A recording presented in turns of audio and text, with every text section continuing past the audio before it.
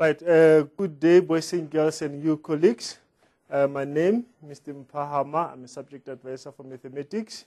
Today, of course, we are going to look at the calculus, but under calculus specifically, we're going to look at cubic functions, right? Talking about cubic functions, you'll remember that it's very important to know when we talk of the cubic functions, what is it that we are referring to?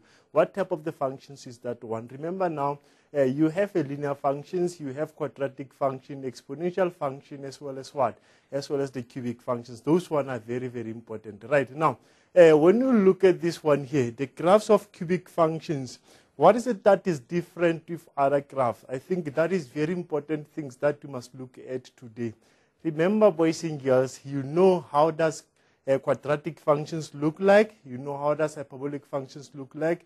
It's very, very important. Right, today we're going to look at more details on the cubic functions, which of course is very, very important. Right, now the standard form here for cubic functions is ax, you can see here, hope you can see it clear. It's ax to the power of 3 plus bx squared plus cx plus d. Right, this is a standard form for the cubic functions. Of course, when you talk of the quadratic functions, you remember that here we have what? We have ax squared. The quadratic one, we have f at x is equals to ax squared plus bx plus c. Of course, if I have to write the linear one, now remember that is only what? Ax plus b, and then the exponential one is b to the power of x there.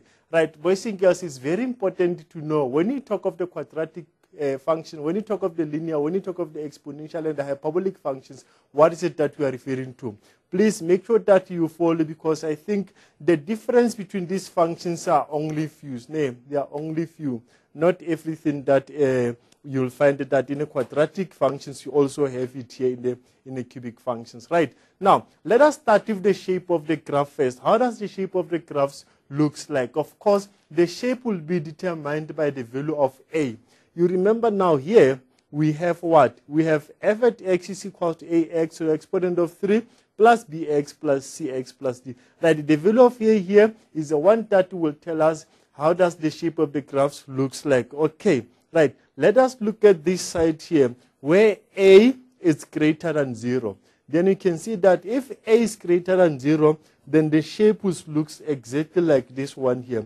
It means the function will increase first, and then we have the maximum turning points, and thereafter the functions decreases and then increase. Immediately when it decrease and increase, then we'll have the minimum turning points. Now what we can say in short is that immediately if the value of a is greater than 0, of course we are going to start with the maximum turning points. Good. Now that's the first point that is very important. A greater than 0, we start with the maximum points. It means the graph increase first. Good. Now, what if a is less than 0? What if a is less than 0? Then you can see on this side, if a is less than 0, then let us look at the cubic functions shape. Now it means the functions will decrease first, right? The function will decrease first. Of course, we are going to start with the what? With the minimum turning points, which is very, very important. And thereafter, then the function increase and decrease after, which will lead us to a maximum turning points. The 2 points are very important. A less than 0, the graph decrease, then increase. Then we're going to have the minimum turning points. If the a is greater than 0, then of course the function will increase first, and then we're going to start with what? We're going to start with the maximum turning points, which is very, very important. Right, I think that is the first thing that we must look at right now. The second one now is the procedure for sketching the graph of the cubic functions. You remember we have the procedure as well when you sketch the quadratic, when you sketch the hyperbolic, as well as the exponential one. Right, now remember those three quickly. What is it that you need when you sketch the quadratic functions? What is it that you need when you sketch what? The hyperbolic as well as the exponential, so that at least you can be able to compare the two. Then to say, okay, what is difference with the cubic functions as well as the quadratic as well as the hyperbolic functions? Of course, will agree with me that first of all, what we need to determine there is the x and the y-intercept. It's very important, right? The first thing that you must look at is the x and y-intercept, right? X and the y-intercept, that is the first thing that you must look at. Boys and girls, you know, when you talk of the x and the y-intercept, I always call it in our daily bread, you know, when you talk of the x, we know that y must be 0 there. And when you talk of y, then you know that x is supposed to be 0. Then you let x to be 0. Those two are very, very important. Please don't make mistakes, because you know that that point will be exactly on the x-axis, and then this one on the y-intercept, that point will be exactly on the y-axis, which is very, very important. As you can see here, like we said, finding the y-intercept, you let x to be 0, and then finding the x-intercept here, and then let f at x be 0. That f at x, it represents the y value. I think, boys and girls, you have this one clearly. Right, and then, remember now, we are talking about the cubic function here. Then we are expecting to have a cubic equation, right? Now, how do you solve the cubic equation? When you talk of the quadratic functions, now the exponent is 2. Now we're going to have a quadratic equation. You know how to solve the quadratic equation, right? Now, let us see. How do we solve the cubic equations, right? First, you need to find the factors of f at x by finding the common factor. It means, first of all, what you can do, always like we say with a quadratic equation, first of all, see if you can see the common factor in that equation's name. See if you can see the common factor in that equation, and if there is a common factor, then you take the common factor out. Okay. Or if there is no common factor, because you'll be having 4 terms or 3 terms, then from that one, then you can group the terms. If there are 4 terms, you can take the first 2 you group, and to see if you can take out a common factor, and then you take the last 2 as well, and then you see if there is a common factor.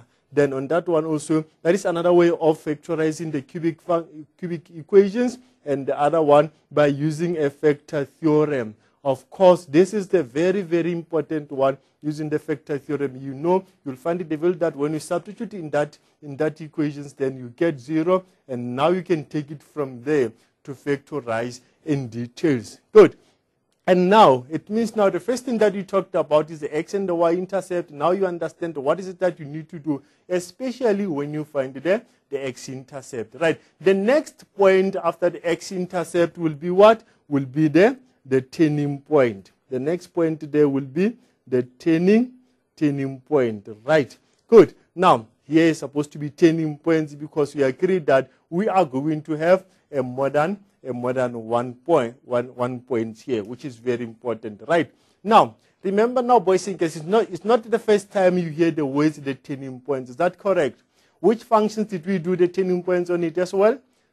Yes, you are right. That is a quadratic functions, right? How do you determine the turning points of the quadratic functions? Yes, you use the axis of symmetry, which says that here you have x is equals to what? X is equals to minus b over 2a. Once you have x, now it means what you will do here, you just take this one and then you substitute it in the equations, then you have the corresponding y values, right? Now, let us see what's going to happen with the cubic functions. How do we determine the turning points? How do we determine the turning points? Of course, the first thing that you must look at is we must have f prime of x. We must have f prime of x. What is f prime of x? That is the derivative. Is that correct?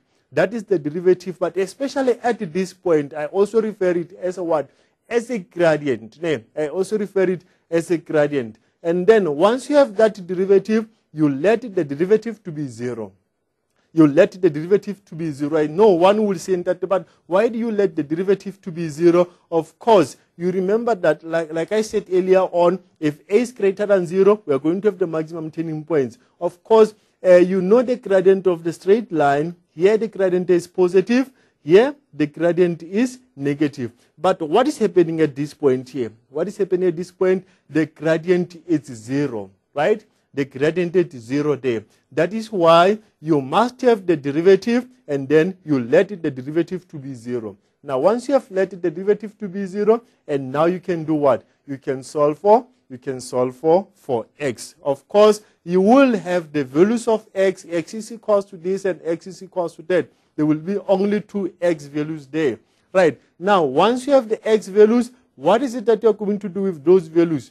right? You substitute the x values into the original equation. It's very important. Substitute the x values into the original equations to find the y coordinates of the turning points, right? Like you did with the quadratic one. Remember, first you had x is equals to minus b over 2a. It means you managed to have the x value at the turning points. And then immediately after that, now you took that x value, then you substituted it in the original equations, now to have the y coordinates of the turning points. Right? You do exactly the same here. After you have solved the x, you'll have the value of x, and now you take the x value, and then you substitute it into the original equation to get the y coordinates of the turning points, of course, which is very, very important. Right, and then from here now, you can also state the nature of the turning point. Is this the maximum turning point or is it the minimum turning point? Of course, you'll remember if the value of a, if the value of a is greater than 0, of course, we'll need to have the maximum turning points first and then the minimum turning points thereafter. But if a is less than 0 there, you'll have the minimum turning points, and thereafter you have what? You have the maximum turning points. Of course, I think it's very, very important, really, before you can determine the nature of the turning points, just look at the value of a there. What is the coefficient of a? Is it a positive or is it negative? Right. I think, boys and girls, you are following here, and thereafter, after these two now, you can now be able to do what? You can now be able to draw a smooth curve of what? Of a cubic functions. Remember, I didn't say a smooth curve of a quadratic name, a smooth curve of a cubic functions, which is very, very important. Right now, and then of course, right after you have sketched the graph, but maybe okay, let us focus on the first three bullet first. Let us focus on the first three bullet first. Which one is that one that I'm referring to here? I'm referring to number 1, x and what? X and the y-intercept, right? Very important. X and the y-intercept, that is the first one. And then the second one, that is the turning points. Of course, it's very important. And of course, with these two information that we are having here, now we can be able to do what? To sketch a smooth curve, right? Now we can be able to sketch a smooth curve of a cubic functions, which is of course very, very, very important. Right now, let us take one example. Let us take one example before we talk of what? Before we talk of the point of inflections, as yes, how to find the point of the inflections. Right now, we are going now to take one example here to see if really what we are talking about here, we will be able to do what? We will be able to apply. Right now, here is the functions here. Our functions is f at x is equals to what? F at x is equals to x squared minus 4 x to the power of 3 minus 4x squared plus 4x. Right now, when we look at these functions here, how many terms do we have? We have 3 terms. Most of the time, we only have 3 terms only when we have a quadratic what? Quadratic equation or quadratic functions. But what is important is you must remember when we are talking about the cubic functions, what is it that it makes these functions or this equation to be the cubic? We just look at the degree, the exponents there. If it's exponent 3, then we know that this is the cubic functions. Of course, right now. Okay, let us start with the first one. Of course, I can now start with what? I can now start with the y-intercept, right? I can now start with the y-intercept. How do we determine the y-intercept? Then we let x to be 0. We let x to be 0. This is the easiest one to start with. Nay, it's the easiest one to start with. It means everything here, wherever we see x, we substitute it by 0. That is a 0 to the power of 3 minus 4 times 0 squared plus 4 times what? Times 0. And then now you can see that the y-intercept there, it's 0. It means this graph, this function will pass through the x-axis, through the x-axis at the origin. In fact, it will touch the y at origin. Right. Now we have the y-intercept. Now let us look at the x-intercept. Let us look at the x-intercept. Right. How do we determine the x-intercept? of course, you let y to be 0. Right, let us do that one to see what's going to happen here. Of course, that will be 0 is equals to x to the power of 3 minus 4x squared and then plus 4x. Good. Now look at this one now. We have now the cubic equation, right? You see how equations are important, boys and girls. Equations are very, very important because if you really don't understand the equations, of course, now, believe me, you're not going to be able to sketch all these functions. No, you're not going to be able to sketch all these functions. That is why it's very important to make sure that you master the equations. Good. Now here, y-intercept there, x-intercept, y is 0. Right now, we have 3 terms here. What do we do now? First thing that you must look at is what? Common factor, right? First of all, check if you have common factor. That is the first step that you must take. And then if there is no common factor, check if you can group the terms. If you are unable to group the terms, now then you can go now to what? To a factor theorem. Right. Now let us start here now. Do we have a common factor here? Yes, you are right. The common factor there is what? The common factor is x. Now we are taking x out. We are taking x out. What is it that we are left with now? We are left with what? X squared. Yes, x squared minus 4x, of course, and then plus what? Plus 4. Right. Okay, we have x squared minus 4x plus 4, and then we have x outside there. Please, boys and girls, it's very important. Make sure that immediately once you have taken out the common factor, just say x times x squared to see if you get x to the power of 3, and then x multiplied by minus 4x, it should give you minus 4x squared, and then x multiplied by positive 4, it must give you a positive 4x, right? And now from here, where do we go now? Of course, now we want to factorize this one. Let us see if we can have the factors of the brackets. Now, x squared minus 4x plus 4. What are the factors here?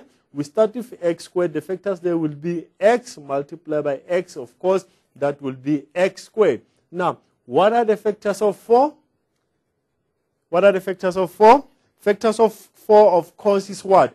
It's 1 multiplied by what? 1 multiplied by 4. That is the first one, 1 multiplied by 4. And then the other one will be what? 2 multiplied by 2.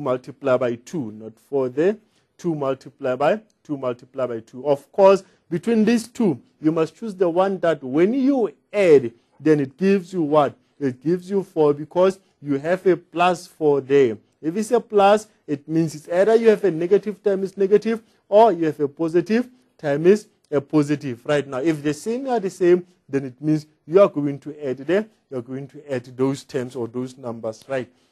Okay, now, which factors must we take? 1 times 4 or 2 times 2? Of course, we cannot take 1 times 4 because immediately when you take 1 times 4, we are going to get 5 when we add the 2, right? But when you take 2 times 2, then it will give us 4. But when you take 2 plus 2, then the answer there is 4. Then it means we take a 2 there, we take a 2 there. Now the question now is, what is the sign now? Of course, it will be negative times negative, which would give us minus 4x, and negative 2 times negative 2 would give us what? A positive 4.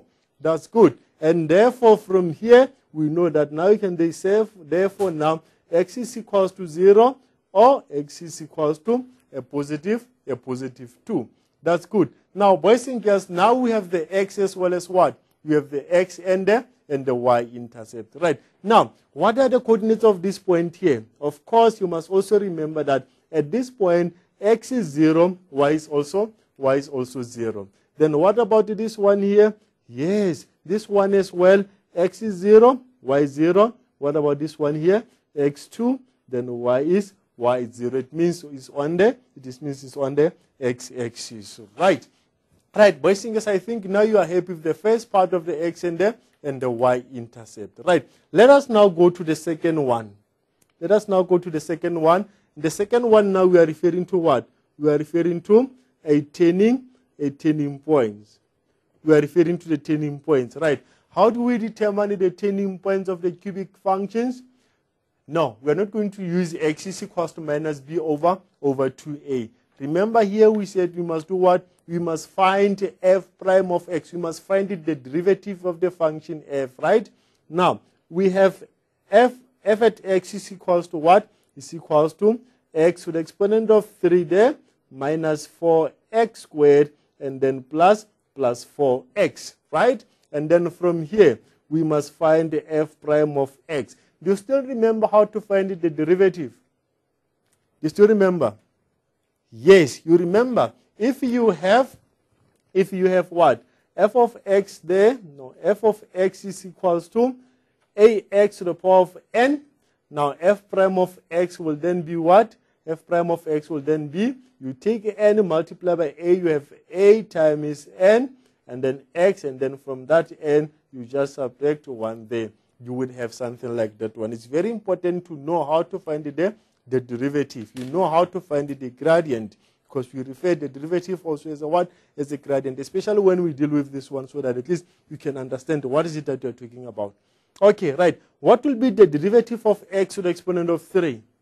Of course, we look at the coefficient. What is the coefficient there? It's 1, right? And now we say 3 times 1, that is 3. And then, of course, from the exponent to minus 1, then you're going to have 2. That is 3x squared. And now from here, what's going to happen there?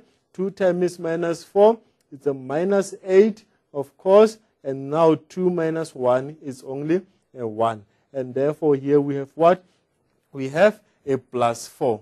Therefore, the derivative of f of x there is f prime of x is equals to 3x squared minus 8x plus 4. Right. Now, are you happy so far? Good. Now, what do you know about the derivative at the turning points? What do you know about the gradient at the turning points? Of course, it's very important to remember that at the turning point there,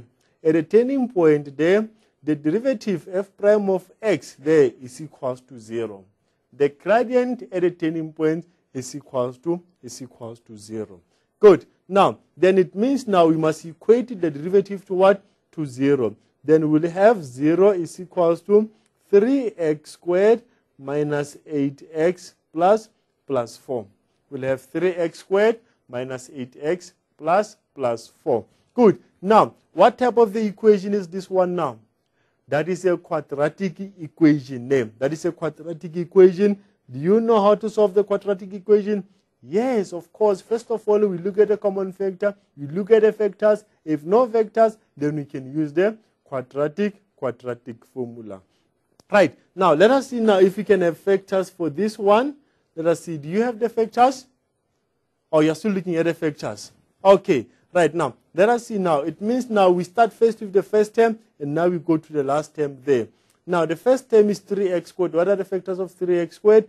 That will be 3x multiplied by x, right? 3x multiplied by x will give us what? Would give us a 3x squared. Good. Now, the factors of 4. You remember we said earlier on, factors of 4 is what? It's a 1 times 4. It's a 1 times 4, or 2 multiplied by 2, right? And now let's go to this one now. Between 1 times 4 and 2 times 2, which one do we take? Boys and girls, it's very important. Don't just take those factors and then put them there. Just make sure that at the end of the day, you get the middle term, because the middle term will be the one that will determine if your factors are correct or wrong. Right now, if you take 1 as well as 4, right, if you take 1 as well as 4, of course, you can multiply 3 with 1, and then what's going to happen there? You will have 3, nay. And then 3 plus 4 is what? It's 7, nay. Then it means this one is not going to work. Even if you take 3 times 4, then it will give you 12, right? And now 12 now, because now we have a plus sign here. It means we are adding, not subtracting them. Then it means you must add whatever that you're going to get there. Right. Now this one is out. 2 times 2 is out. Now let us look at 2 multiplied by 2. Right. Let us look at 2 multiplied by 2. If I write 2 here and then 2 here as well, what's going to happen? 3x multiplied by 2, it's a 6x. Is that correct? Yes, 6x. And then 2 times x is what? Is 2x. Now when I take 6x plus 2x, what is the answer? The answer there, of course, will be 8. Now, can you see the smile on me? It means now I'm happy that these factors here are 100% correct, because they are doing what? They are giving me the the middle term, which is the most important part on these equations. Of course, now, what will be the sign now? Because it's a positive here, now we must have minus as well as a negative there. Good. And therefore, now we can now say, okay, we have 3x minus 2 is equals to 0. Therefore, x is equals to what? We take 2 on the other side. It becomes positive. And then we divide by what? We divide both sides by 3. That is why we have x is equals to 2 divided by what? 2 divided by 3. Right. Of course, the other one here is what? X is equals to 2. Right. Are you happy with the x value at the turning points? Yes. How do you determine the x value at the turning points? Of course, you take f, and then from f you find the derivative, right? And now that derivative, remember, is also the gradient. Of course, you need to let the derivative to be 0, because at the turning points, gradient is what? Gradient is 0. Then you equate it to 0, you solve for x. That is why we have x is equals to 2 over 3, or x is equals to 2. Right. I think you are happy now with this part here. Please make sure that you don't forget how to determine the turning points of the cubic functions. Good. Now, and then from here, what do we do now?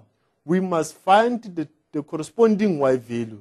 If x is 2, what is the corresponding y value? If x is 2/3, what is the corresponding y value? Right. Let me start with 2 first. F at 2, you said we take 2, we substitute it where? In the original. Please don't substitute it at the derivative. Do not substitute the x values at the derivative. Why? Because you are going to get 0, right? You are going to get 0. Do not substitute these values at the derivative. Okay, let me show you something here. It's not acceptable, this thing that is going to happen here. Look, if we take 3 multiplied by 2, all squared minus 8 times 2, and then plus 4. That will be what? That is 4. 4 times 3, I think, is 12. And then 8 times 2 is the minus 16 there. And then plus 4. 4 plus 12 is 16. 16 minus 16 is 0. You see now, please do not substitute your x values at a gradient, at a derivative. It's very, very important, right? Good. Now, where do you supposed to substitute this one here? At the original functions there, f at x, right? The one of the x to the power of 3. Right, now let us substitute that one here. Now it means you are going to have what? We are going to have 2 to the exponent of 3 minus 4 times 2 squared, and then plus 4 multiplied by 2. Right, this one here is going to be 8, and this one here is 4. 4 times 4, that will be 16, and then plus what? Plus 8. Good. And then 8 plus 8 is 16, and then 16 minus 16 is 0. Now, one will say, yes, but look at this one, you're also getting 0. You said you're not. Yes, here you are going to get 0. Because when you go back to your x and the y-intercept, remember, one of the x values there, one of the x-intercept is what? It's x is equals to 2. It means 2 is the x value at the turning points, and it's also what? It is also the x-intercept of the functions. That is why we are having 0 there. I think you understood this one, right? Okay, good. Now let us look at the second one there. F at what? F at 2 divided by 3 there is equals to what? Is equals to, we are going to have what? 2 divided by 3 to the exponent of 3 minus 4 multiplied by 2 divided by 3 there squared, and then plus 4 multiplied by 2 divided by 3. Right. Of course, we can work this one out. That will be what? That will be, of course, 8 divided by 27 minus, this is going to be 4, right? And then 4 times 4 minus 16 divided by 9. And of course, this is going to be plus what? This is going to be plus 8 divided by what? Divided by 3. Right. We can quickly also work it out on the calculator to see what is it that we're going to get there. And now we have 2. Let me put everything in. We have 2 divided by 3 all to the exponent of 3. And now minus 4 multiplied by 2 divided by 3 all squared. And now plus 4 multiply by 2 divide by 3, right? And then this one we just multiply because it's the exponent of 1. Of course, at the end of the day, we are going to get what? We are going to get a 32 divided by a 27, right? Now, the question now will be, what are the coordinates of the turning points? What are the coordinates of the turning points? Of course, the first one that we have here, x is what? X is 2, y 0, right? That is the turning point that we have. And the other one here on this side, x is what? X is 2 divided by 3 there. And of course, and then the y will be what? Y will be 32 divided by 27. Right. We can also write it in the decimal form because at the end of the day, you are going to use that one in decimal form. Decimal form, then you're going to have what? Decimal form, we're going to have this side here is going to be 1 comma what? 1 comma 1 9 or 1 comma 2, and then 2 to divide by 3, then it's going to give us what? 0 comma 6, right? It's going to give us 0 comma 7, right? These are the coordinates of the turning points. Good. Now we have the x and the y-intercept. We have the turning points. So remember, how did we find the turning points? Yes, it's very, very, very important. Good. Now, what do you think will be the next question from here? Yes, we need to sketch you need to sketch the functions, right? Of course, boys and girls, remember now, when you look at the value of a here, a is positive, right? A is positive. It means the function will increase first and decrease after. Then it means you're going to have the maximum turning points and then minimum turning points. Between the two now, which one is the maximum, which one is the minimum? Of course, yes. This one will represent the maximum, and this one will represent the minimum, right? The other one will represent the minimum. Good. Now, let us sketch the graph to see what is it that is going to happen when you sketch this function here. Okay, right. We will have this one here. We will have the y-axis as well as the x-axis, right? And then we have 1, 2, 3, 4, 5, 6, 7. 1, 2, 3, 4, 5, 6. 1, 2, 3, 4, 5, 6. 1, 2, 3, 4, 5.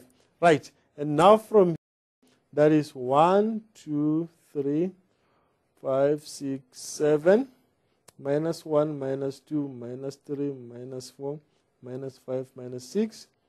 Minus 1, minus 2, minus 3, minus 4, minus 5. 1, 2, 3, 4, 5, 6. Of course, you know that when you go to the right, x are positive, and then when you go to the left, they are negative. The same apply up, y they are positive, down, below the x-axis, then negative. Right. Now we must put in the information now. We can start with the y-intercept.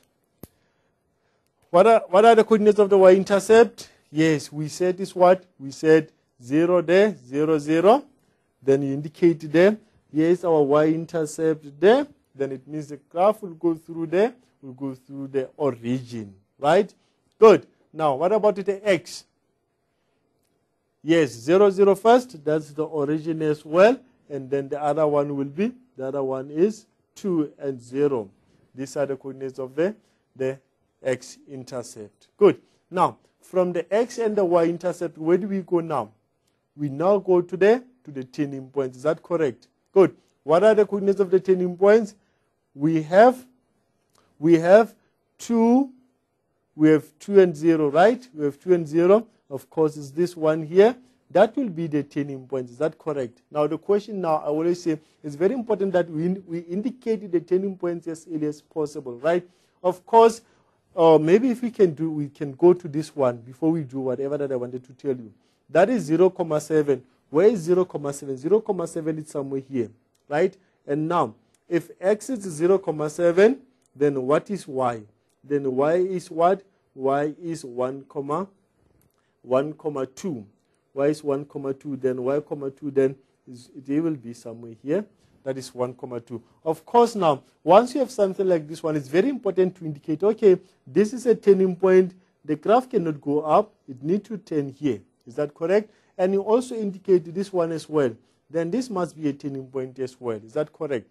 Good. And now from here, look, your life is easier now. The only thing that you need to do is just to join this one. It must go through what? It must go through the origin. And now you join this one as well. And now then you take this one up. And now you have the cubic functions. Look, your function increase first, and now decrease and increase. Can you see that one? Yes, it's very, very important. What are the coordinates of the turning points? 2, 0 there. And what about this one on this side? That is 0, 7 as well as 1, 2.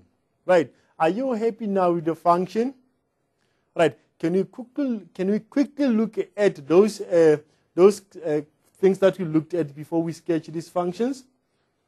Yes, what are those? That is the x and the y-intercept. The turning points. How do you determine the turning points? Of course, when you determine the turning points, you need to have the derivative. And now after the derivative, you let the derivative to be 0. And now you have the x value. And then from that x value, then you take them, then you substitute them where? In the original to find the corresponding y value. Right. Are you happy now? Yes, I can see the smile. Of course, I can see the smile. Good. Now, from this one now, let us quickly now look at the last part that I said to look at it later on after we have sketched the smooth curve of the cubic functions. The last part is how do we determine the point of inflections? It's very important. Now, how do we determine a point of inflection? Right. Here, when you determine the point of inflection, you need to have f second prime x. You need to have the second derivative. You need to determine the second derivative. It means now you will take your first derivative and then find another derivative. That is that is a second derivative. And you must also remember to let the second derivative to be 0. It's very important. You let the second derivative to be 0, and therefore you solve for x. Right. And also remember now, when you find the derivative, remember here at the derivative we had a quadratic function name. We have a quadratic function, right? From this one you can see you have 3 terms there. One can also decide to use what? X is equals minus b over 2a, right? Why this one? Remember now this is the x value at the turning point. Also the axis of what? Also the axis of symmetry. Right, this is the second one that you can also use when you determine the x value at the turning point. Right, and also boys and girls, look, and when you have the x value at the turning point, right, you can also use those values here. You can also take x1 and x2, then you divide the 2. They will give you the x value of the point of the inflection. Right, use the x coordinate at the turning point, or the x-intercept of the parabola. Because sometimes when they give you the parabola in this case, then you know that is the derivative. Right, to find the corresponding y value, of course, is still the same case. Right, once you have the x value, then you can substitute the x value into the original equation to find the y value.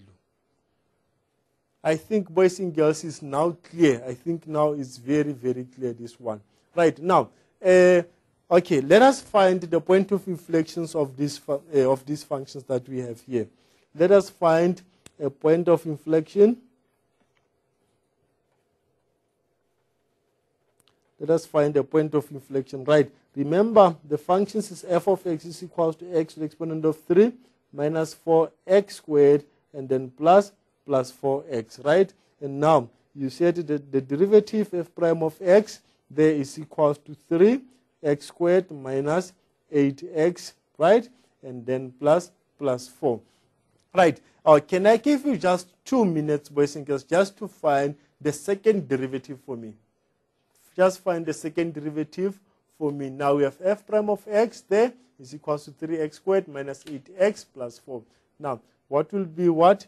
What will be the second derivative?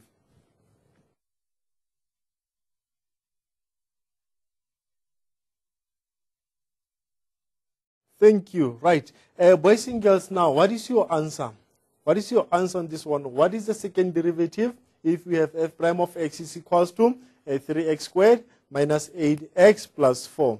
Of course, we are going to have what? You remember how to find the derivative? 2 times 3. That will be what? That will be a 6x, of course. That is a 6x. and then you have minus what? Minus 8. Is that correct? Because that is 1 times negative 8 is a negative x. 1 minus 1 there. That is x to the power of 0. X to the power of 0 is 1. Now, what is the derivative of 4? The derivative of 4 then will be 0. And of course, the other thing which is very important, you must let what? You must let f second prime of x be what?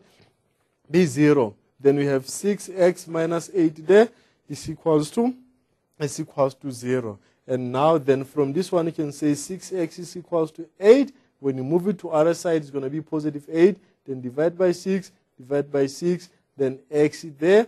What is 8? Then of course one can say this one is going to be 4, and then this one will be 3, right? Yeah, one can say 2 into 8 goes 4 times, and then 2 into 6 goes how many times? 3 times. That is why now we have x is 4 divided by 3. Right? Of course, boys and girls, these questions, remember, they can ask you in 2 ways, right? They can ask you to determine the x value at the point of inflections. Now, if they ask you to determine the x value at the point of inflections, this is what you must do. Just going to stop here. This is the x value there.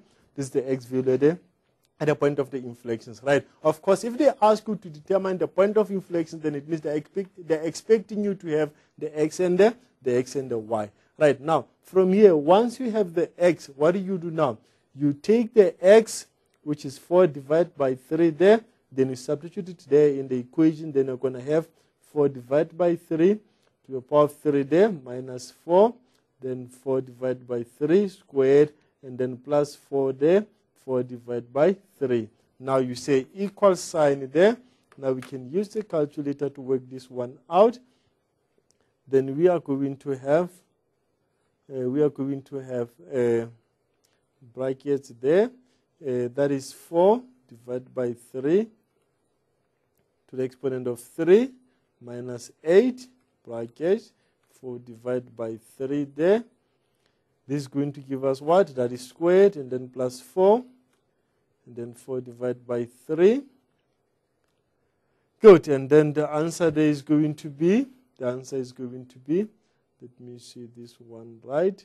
That is minus 4, not minus 8. That is minus 4 there. That is minus 4, right. The answer there is going to be 16. It's going to be 16 divided by 27. Right, now, in decimal, then this is the same as 0.59 or 0.6. Right, now the coordinates of the point of inflection, that will be 4 divided by 3 as well as 16 divided by 27. Right, now when you look at our function now, let us see where is this one. Where is the point? Now, of course, 4 divided by 3, then we have what? 4 divided by 3. It says that is 1,33. X there will be 1,33. That is x somewhere here, 1,33. And now you said y. Y will then be what? 0,5, which is 0,6. 0,6, I think the point will then be here. You can see now these points divide these two graphs. Okay, right. This is the x-intercept and the y values of the point of the, that is the x value and the y value of the point of the inflections. Right. We also said that you can also use x is equals to minus b over 2a. Okay. We can also use x is equals to minus b over 2a. Right. What is it that you're going to do here? In this case, you just focus on this one to say, okay, fine. Let me see. Now, the b here is a minus 8. Then you have minus.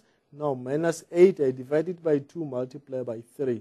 Right? This is going to be positive 8 divided by what? Divided by 6. You remember, that's what we had earlier on, 8 divided by 6. When you simplify this one, that is 4 there, divided by 3.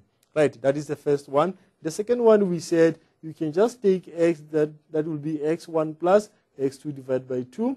Of course, x1 at the turning point there. Remember, we did round it off to the nearest.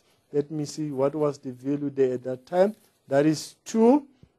That is 2 divided by 3 there. And then plus what?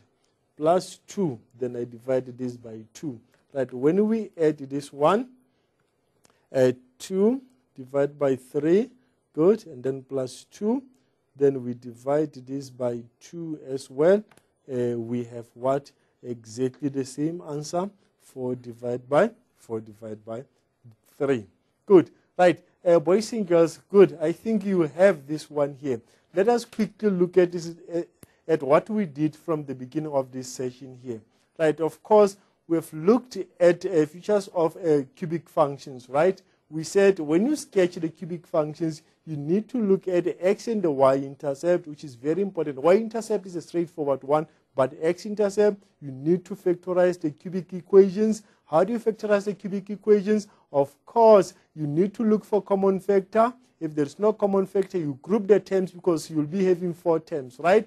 Now, then if you can't work with the one of grouping, then you use the factor theorem, right? And now from that one, we went to the turning points, right? How do we determine the turning point? We said we find the derivative, and now you let the derivative to be what? To be 0. Then you solve for x, and now immediately once you have the x values, now you take those x values, you substitute them where? In the original equation, so that we can have what? You can have the corresponding y value. Right. With that information, of course, now x and the y-intercept as well as the turning points, now you will be able to do what? You will be able to sketch a smooth curve, right, of a cubic functions, right? Hey, boys and girls, we are going to take a break now. During your break, just try to remind yourself these things because they are very important, and then look how different this cubic function it is with the quadratic functions, with hyperbolic functions, as well as the linear equations. They are very, very important if you can be able to differentiate between the three. Right. I will see you after the break, and then now I think we'll look at 2 or 3 examples of the cubic functions.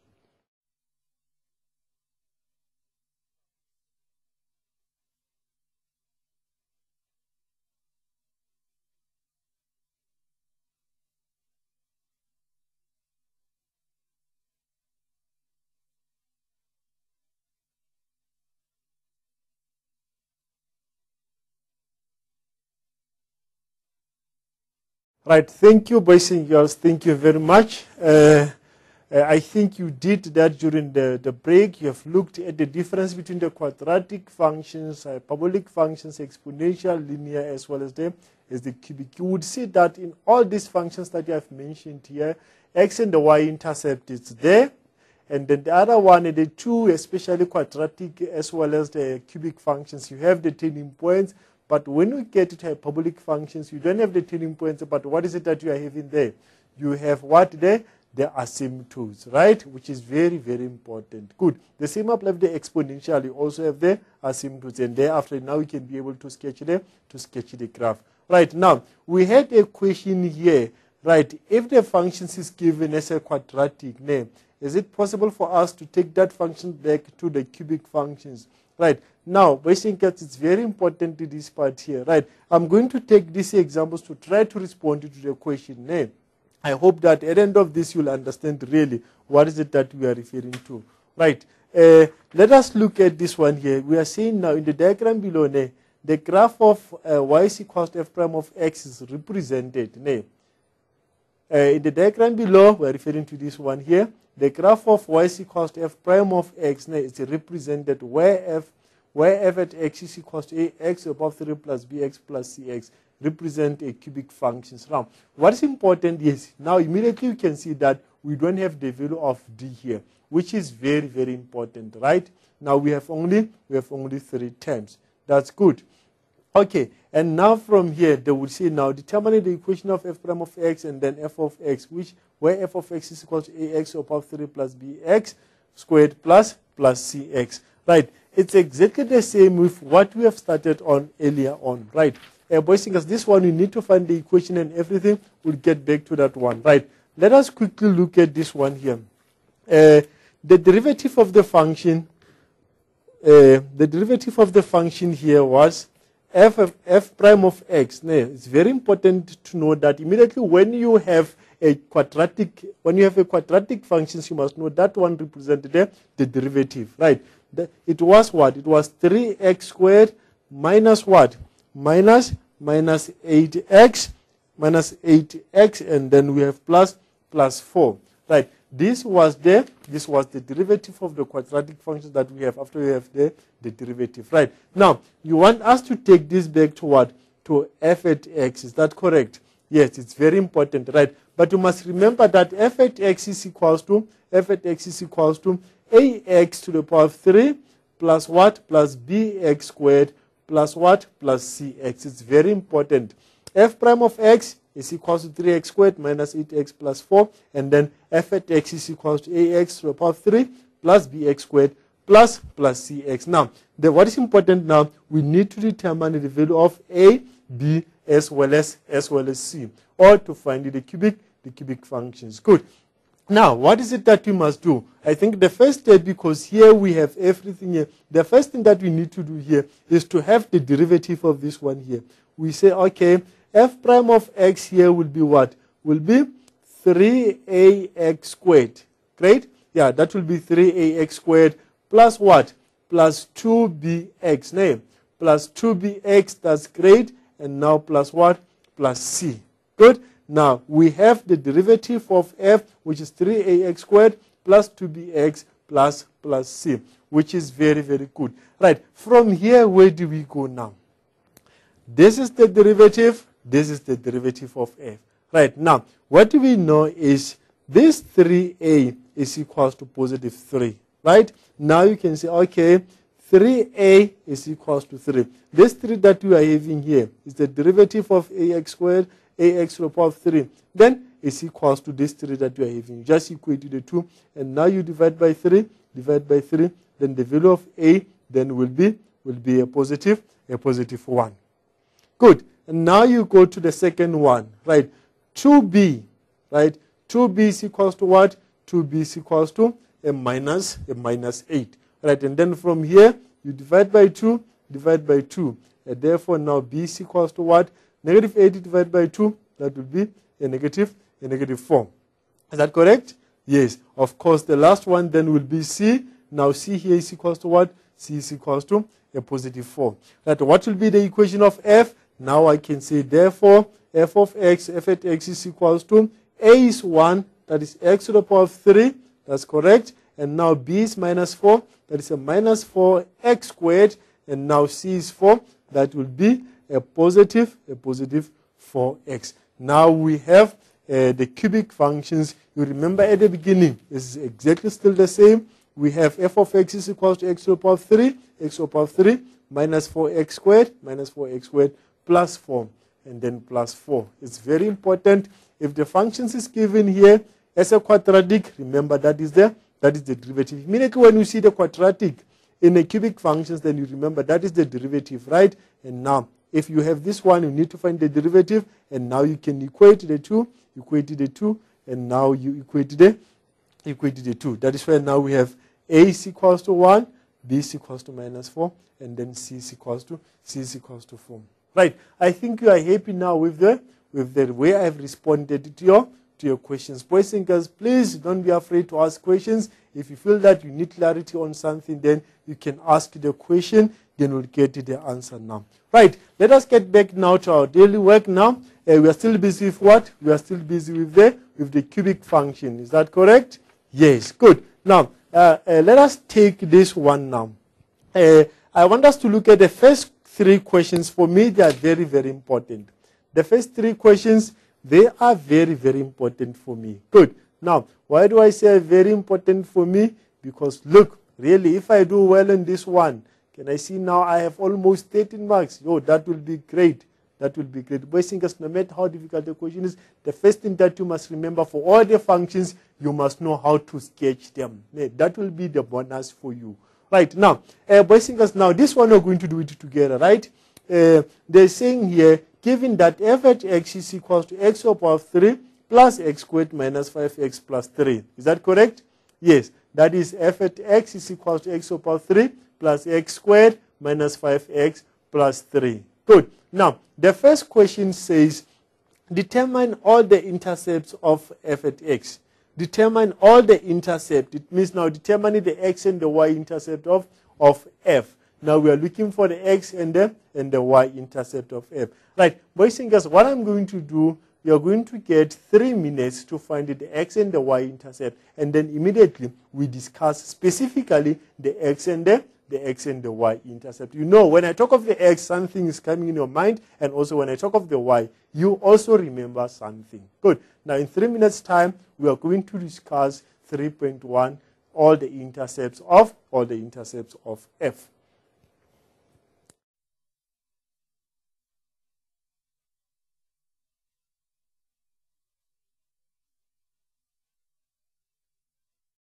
Right, thank you very much. Let us see what is it that you are having here.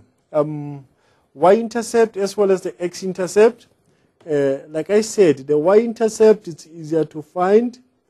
The y-intercept is easier to find because we know that we must let x to be what?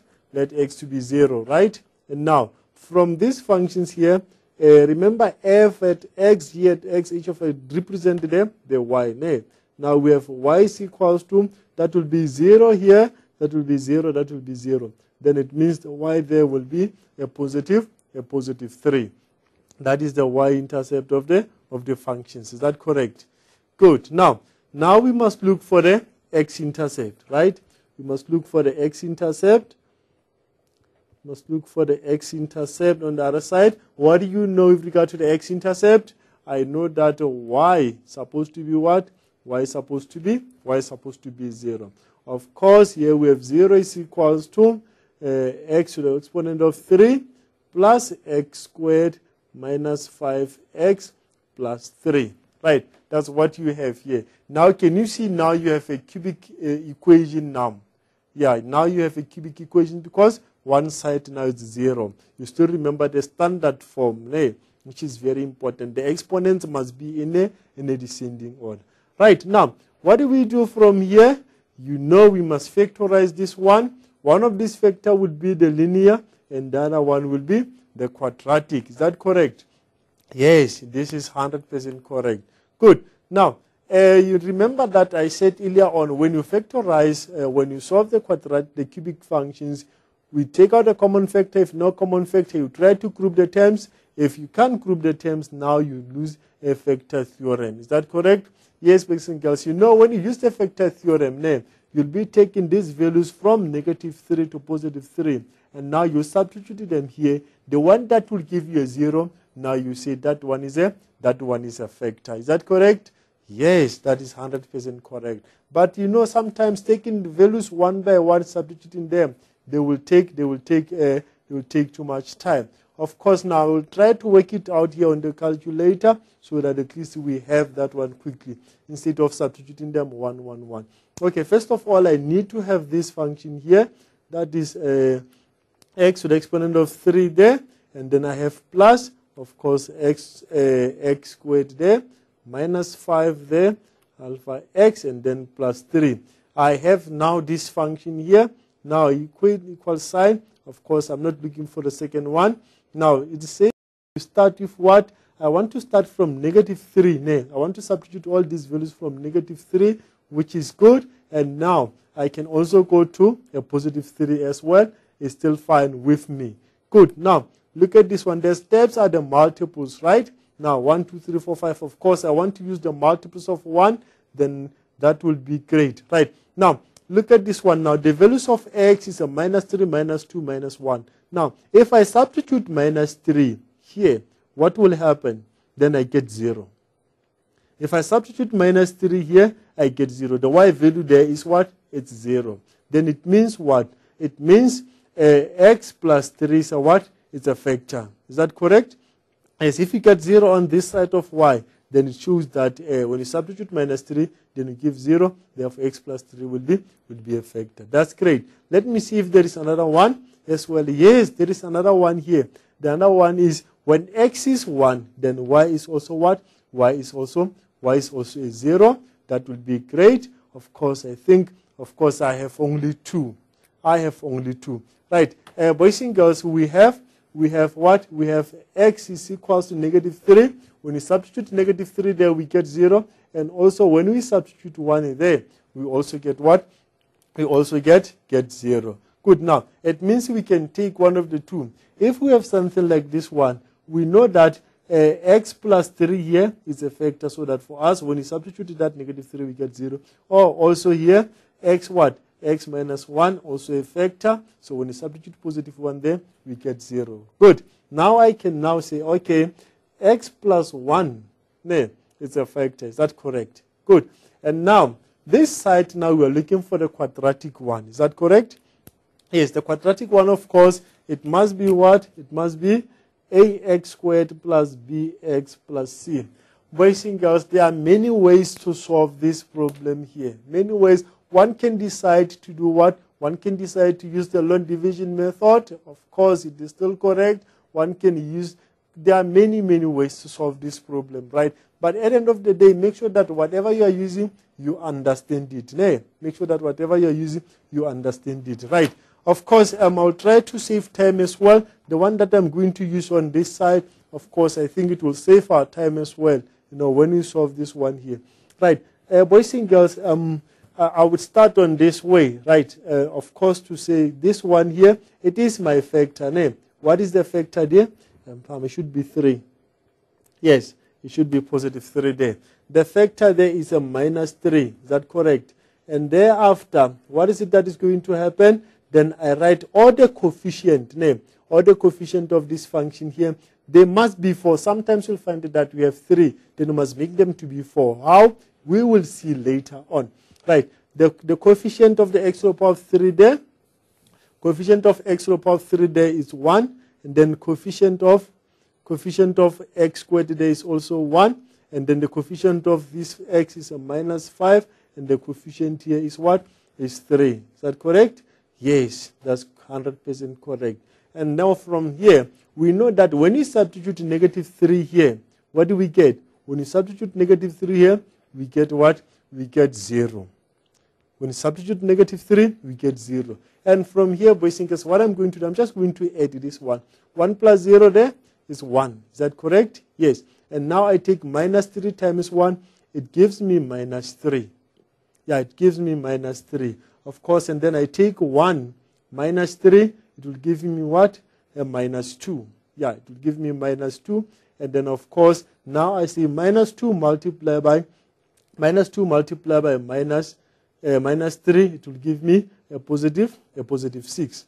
That's great. And now from this one here, we see minus 5 plus 6. It will give me what? A positive 1. Good. And now minus 3 multiplied by a positive 1. Of course, it's a minus 3. 3 minus 3, that is 0. Right. Boys and girls, if you can have a 0 here and 0 there, then you know that you have it correct, especially the last one here. Of course, this one we know is just to indicate that minus 3 is a factor, and this one also. If you don't get 0 here, then you must know that something is not correct. Now, then I can say, okay, A is equals to 1, B is equals to minus 1, and also C is equals to a positive 1. Then I can write this on this side to say, good. Now, we have now x plus 3 here, and this one we have x squared because A is 1. And now from there, B also is a minus 2x. And now C is a positive 1. And then, of course, here we have the quadratic one. Right, boys and girls, like I said earlier on, there are, of course, many ways. There are many ways. One can also say, of course, remember now we have x plus 3 here.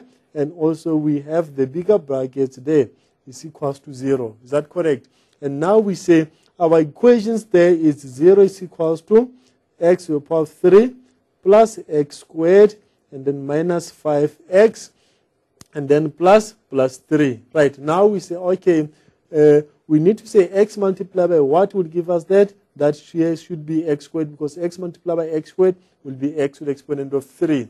And of course, we need to get 3 when you multiply 3 by something here. That value there will be a positive 1. So that positive 3 multiplied by positive 1 can give us the positive 3. Now the challenge will then be the bx, right? The challenge will be the bx. Like I said, boys and girls, right, you only decide to say, okay, I know that when I take x multiplied by 1, it will give me x.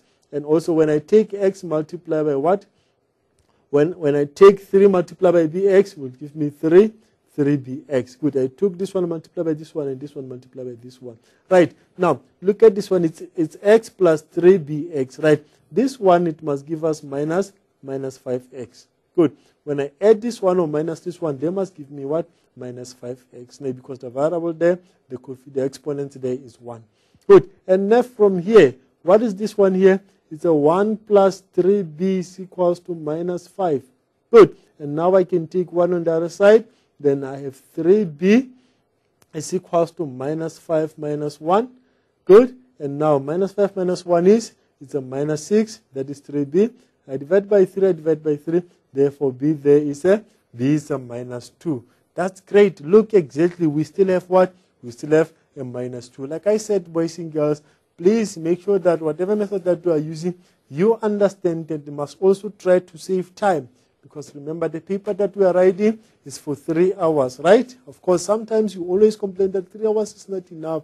Yeah, but try to make sure that you accommodate that one so that by the end of that 3 hours, you have responded almost to all questions. Good.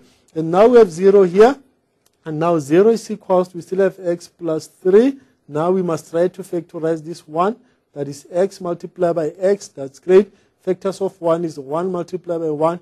Of course, both of them must be negative because negative times negative will be positive. And now, therefore, now we can say x is equals to minus 3 or x is equals to 1. X is equals to 1. Good. Right. Boys and girls, I think now we can move to the next part now. This is the y-intercept and also these are your x-intercept. Are you happy now? Yes, I can see the smile now. Good. And now, the second question here now is what? We must determine what? The turning points. Determine the coordinates of the turning points, right? I must determine the coordinates of the turning. Determine the coordinates of the turning points there. Then also on this one, boys and girls, I'm going to give you 3 minutes to go through this one quickly. And then after that, we are going to discuss it.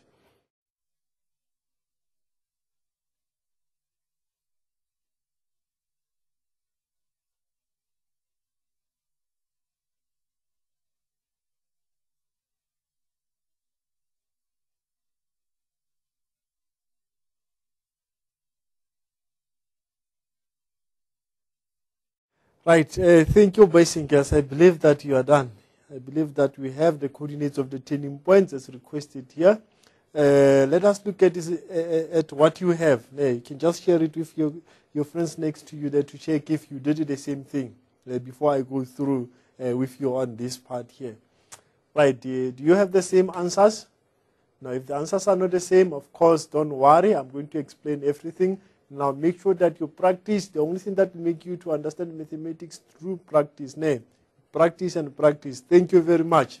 Right. Let us look at the coordinates of the turning points. Now, the question that you must ask yourself, especially when you determine the coordinates of the turning points, is how do I determine the coordinates of the turning points of the cubic functions? Remember now, it's different from what? It's different from the quadratic function. You still remember how to determine the turning points of quadratic functions? Yes. No, I can see that you still remember that one because it's just x is equals to minus b over 2a. That's great. But now, what about the turning points of the cubic function? What about the turning points of the cubic functions? Yes, you need to determine the derivative, right? Now, you can see here, f at x is equals to x to the exponent of 3 plus x squared minus 5x plus 3. Is that correct? Yes. And now from here, we determine what?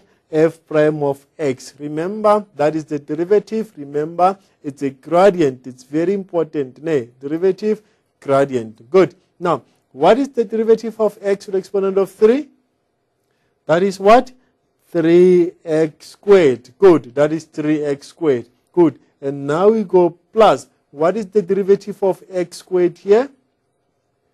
That is 2x. Yes, that is 2x. You are 100% correct. And now we go to this one here. What is the derivative of minus 5x? The derivative of minus 5x is then what? It's a minus 5. Why minus 5? You know that you take 1 multiply minus 5. That will be minus 5. And now you say x here. From this exponent 1, you subtract 1. Now that will be 1 minus 1 is 0. And then x to the power of 0 is equals to what? It's equals to 1. 1 times minus 5. That is a minus 5.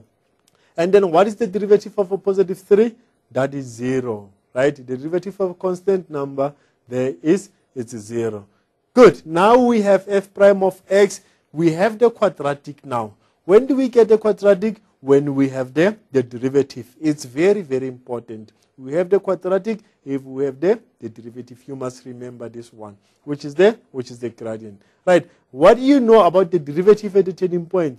Is equals to 0. Then we must let f prime of x to be what? To be 0. At the turning points, we know that the derivative is equals to 0. Now we have 0 here is equals to what? 3x squared plus 2x minus 5. Is that great? Good. And now from here you say 0 is equals to, we open the brackets, and now we say, okay, what are the factors of 3x squared? That will be 3x multiplied by what? Multiplied by x. Yes, that's where we must start. Right, we have minus 5 here.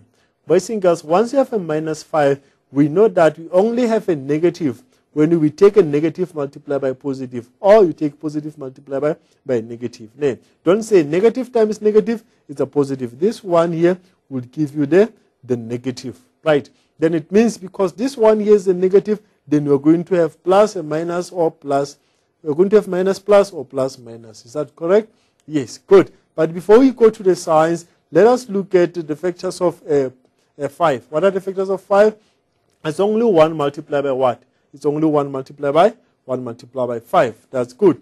Right. It means now, if I put 5 on this side, that will be 3 multiplied by 5. And then what is 3 multiplied by 5? 3 multiplied by 5 will give me what? A 15. Right. Immediately when I talk of the different signs, I know that I'm going to subtract them. Now, then if I subtract 1 from 15, then of course, I'm not going to get what? I'm not going to get 2. Then that is why then now we say this one will be 1. 3 times 1 is a 3. And now, then 5. 5 minus 3, that is 2. Then of course, I will be getting the answer that I'm looking for. Good. Now, the problem now will be the sign. Now, this one here, because it will be positive, and this one here is going to be negative, because we are going to have 5x, and then we have minus 3x. Now, 5x minus 3x will give me what? Will give me 2x. Boys and girls, so don't just write there and then to say, of course, I have these 2 brackets and then I filled in. We are not going to mark the work that we have written there. We just want to make sure that whatever that we have written down, it's very, very correct. And now, from that one, each and every time, you check if what you did is 100% correct. Good. Now you have the factors. From these factors now, what is it that you're going to do then? We can now say, therefore, there, x is equals to minus 5 divided by 3, or x is equals to a positive 1. Do you have these x values? Okay, great. Now, let us see now. Once you have the x values, what is it that you must do now? You must find the corresponding y values. Is that correct? Yes. How do we determine the corresponding y values? We take x, we substitute it where? In our original function there. Right. Now, it means you are going to have what? F at what? F at minus 5 divided by 3 is equals to what? Minus 5 divided by 3 what? To the power of 3 plus minus 5 divided by 3 squared minus 5, and then we have minus 5 divided by 3, and then we have plus 3. Okay. And then of course, boys and girls, because I'm trying to save time, now I'm going to take this one to say, okay, that will be minus 5 divided by 3 here to the exponent of 3 plus, of course, we also have minus 5 divided by 3 squared, and then we have minus 5 times minus 5 divided by 3, of course, and then plus 3, no, plus 3, and then we have what? We have 256. We have 256 there, divided by 27. Right, when you write this one in decimal form, then we are going to have 9,5. Good. Now, in coordinate form, because they said you must determine the coordinates, then x is what? X is a minus 5 divided by 3, and then y will be 256, divided by 27. Right. These are the first one. Right. The second one, of course, we take f, wherever we see x, we substitute it by 1. And now we are going to have what? Now we are going to have 1 to the exponent of 3 plus 1 squared minus 5 times 1, and then plus 3. That is 1 plus 1 is 2, plus 3 is 5. 5 minus 5 is 0. Then the coordinates there will be 1 is to 0. Look, now here I also have 0. Now immediately once I have 0, it also tells me that this 1 is also the x-intercept, right? And now, boys and girls, the other thing that you must learn is if a point is the x value at the turning points, is that correct? If it's a point, it's the x value at the turning points and also the x-intercept. That point repeats itself. When you do the factorization, you'll most of the time find that that point repeats itself. It's the x minus 1 and x minus 1. Okay, good. Now, can we now move to the next one? You still know how to determine the coordinates of the turning points? I think now you are comfortable with this one here. Right, now, from here now, what I want you to do now is the next question, which is question number 3 here, which says now, draw a sketch of f. Draw a sketch of f. What is a sketch of f? Now, you know, before you sketch the graph, you need to have the x and the y-intercept. If you did that one, you also have the turning points. Now you can be able to sketch the graph. Of course, for these functions, because we have everything, I'll also give you 3 minutes. Then after 3 minutes, then you will show me your answer there. I know how I will see that answer, but of course, you must show me your answer so that at least I can see if you are right or wrong. After 3 minutes, then we'll come back to this one. Right, thank you, boys and girls. Yes, there are a number of questions that are still coming through, which is good. Boys and girls, remember I said earlier on, if you really need to ask something, you're not sure about something, please, you can ask that one. Of course, I will respond to your question immediately after we have sketched this graph here. Good. Now, boys and girls, when you sketch the cubic functions, you remember we need the x and the y-intercept, and we need the turning points as well. Remember the value of a name. The value of a also very important. Why very important? Because it will show us if we have the minimum turning points first or the maximum turning points first, which is very, very important. Right. Let us look at this one quickly here. I would say this one is 1, 2, 3, 4, 5.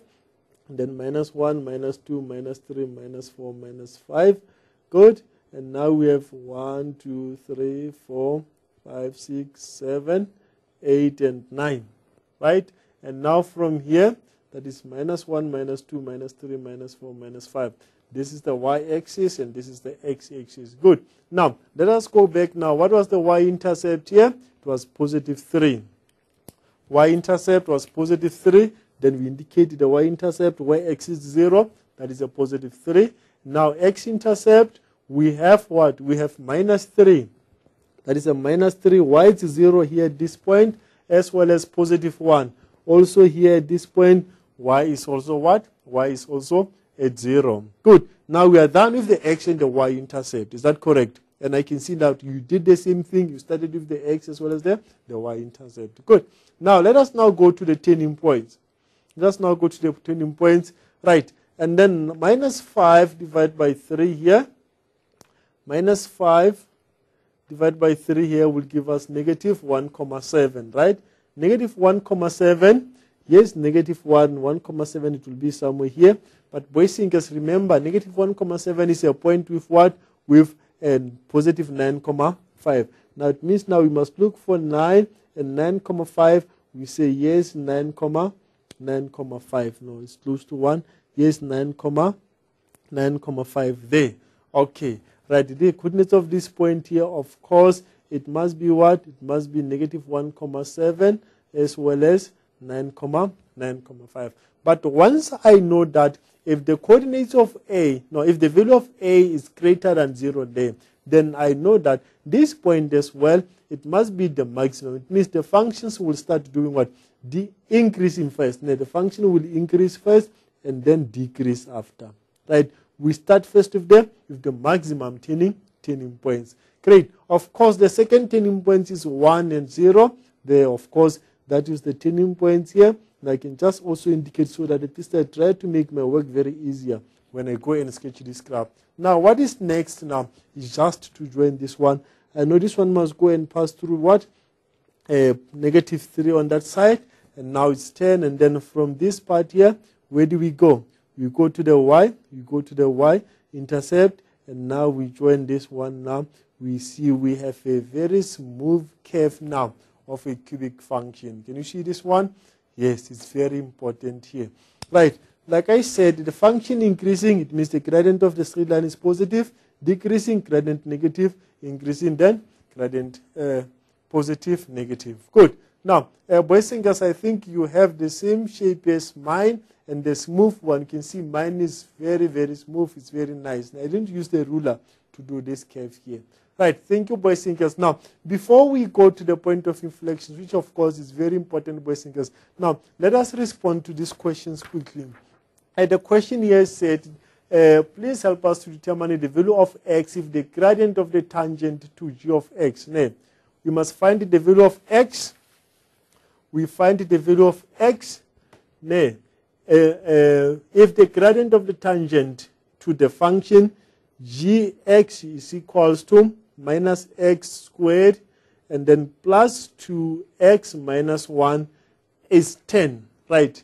If the gradient of the tangent to the graph is 10, right? Now, like I said, what's important is you must understand, when you talk of the gradient, what is it that we are referring to? We are referring to the derivative. Of course, the function is given.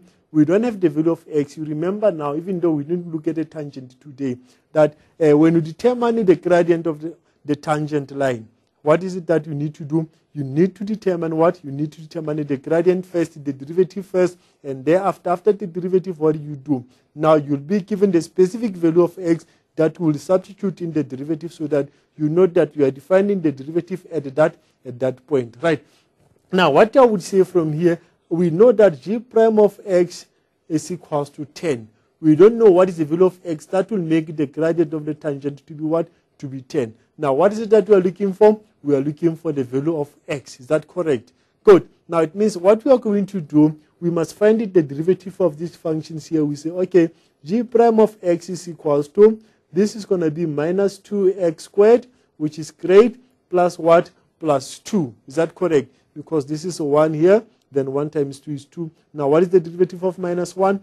That is 0. Good. Now, we have g prime of x is equals to minus 2x squared plus 2. Right. What is it that we know?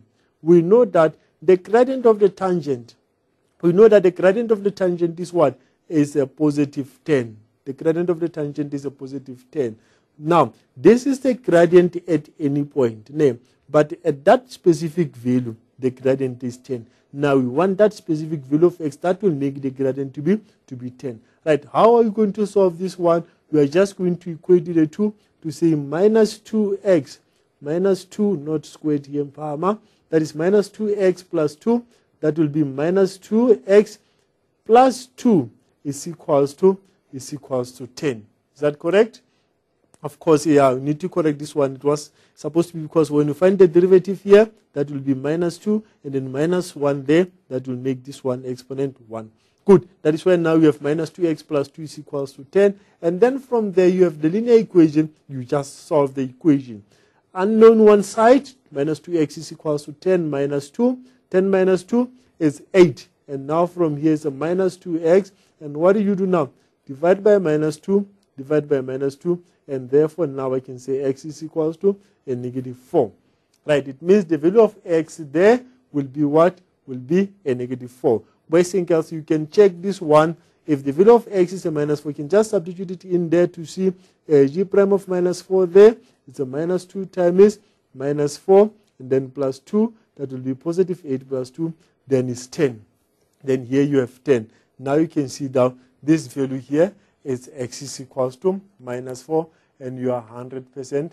You are 100% correct. Good. I think, boys and girls, I have answered your questions very well.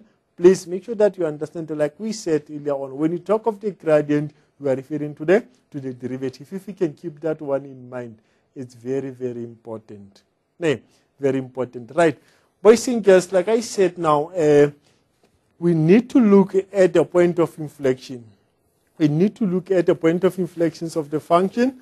Of course, now we are happy. Now we understand the first 3 steps, which are very, very crucial, boys and girls, before you can sketch the functions. Now, can we now determine what?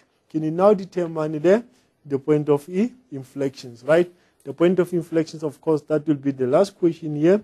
Determine the point of inflections of f. Right, that is a 2 marks question, right? No, 4 marks question, but I will give you 3 minutes to go through that one. Then after that, we will discuss the question with you. Right, thank you, boys and girls. Thank you very much. Let us now look at the last question that we asked here to determine the point of inflection here. Remember, like I said, this question they can ask you in 2 ways. The x value, the point of inflection, and the other one they can see you ask you to determine the coordinates of the point of inflections.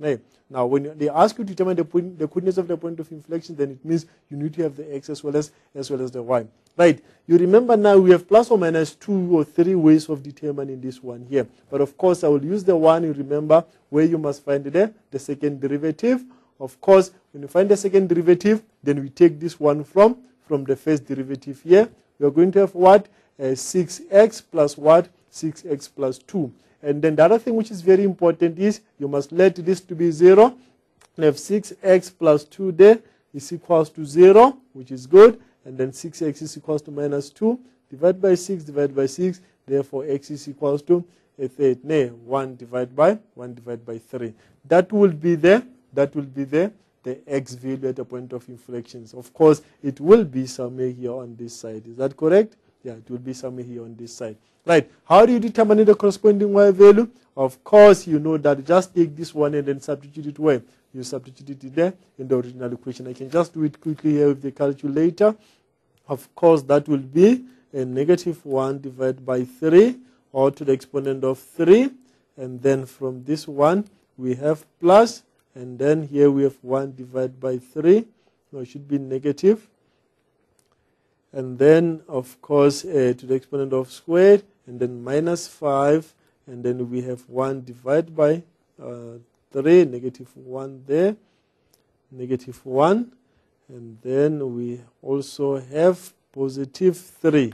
Right, of course, you see that the corresponding y value, of course, will be a positive 128 divided by 27, which in decimal will be 4,7. Which will be 4,7. You can see clearly there, that is 4,7. But what is important, remember you substitute this in the original functions. Right.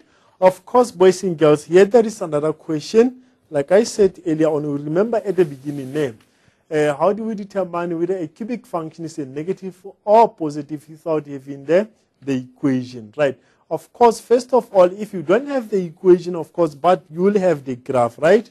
I think you will have the graph. If the equation is not there, you will have the graph. Of course, on that graph, we can ask you to determine the equation thereafter. Right? Like I said, now, to determine if the functions is negative or positive, you just look at the graph, right? Now, we said if it's positive, then the graph increases first. It means you are going to have the maximum turning points. Is that correct?